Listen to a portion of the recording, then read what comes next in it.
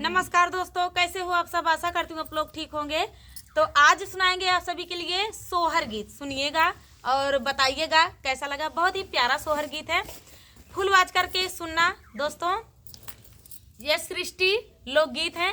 इनकी बच्ची है छोटी, वही है सृष्टि, इतनी छोटी है और अभी खेल रही है। अभी आखिरी में दिखाएंगे आप सभी को। बढ़िया बढ़िया गीत सुनाइए। हाँ, तो अभी आप सभी को इनसे भी ज्यादा अच्छी अच्छी गीत गाती हैं वो। इतनी छोटी हैं, अभी इनकी बेटी है, लाडली हैं। और ये दीदी हैं गाने का सफर लोकगीत। सभी लोग दीदी का सपोर्ट करें। नया नया मोनो हुआ है, बड़ी खुशी की बात है आप लोग के प्यार दुलार से, सपोर्ट से, क्योंकि किसी एक के सपोर्ट से कुछ नहीं होता है, आप सभी के प्यार दुलार से हुआ है। तो चलिए दोस्तों सुनाते हैं ये प्यारा सा सोहर गीत। जब माये रहलिया अपन घर अपने बाप घर अपने बाप घर हो सखिया सोनावा का सुपावा पा छोरली त मोतिया लोरली त मोतिया लोरली हो सखिया सोनावा का सुपावा पा छोरली त मोतिया लोरली त मोतिया लोरली हो। जब माये रहली ससुर घर राजा दशरथ घर राजा दशरथ घर हो सखिया जारी जारी भाईली कोयलिया ससुर जी के कारण ससुर जी के कारण हो सखिया जारी जारी भाई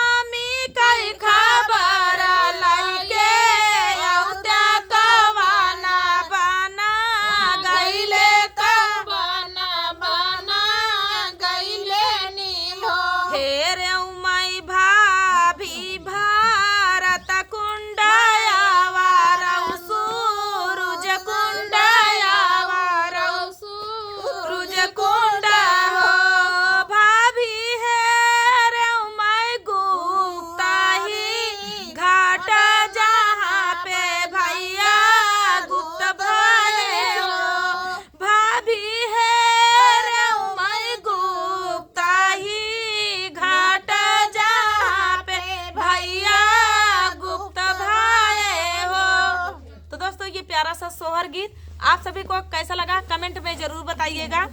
और मिलते हैं अगले वीडियो में।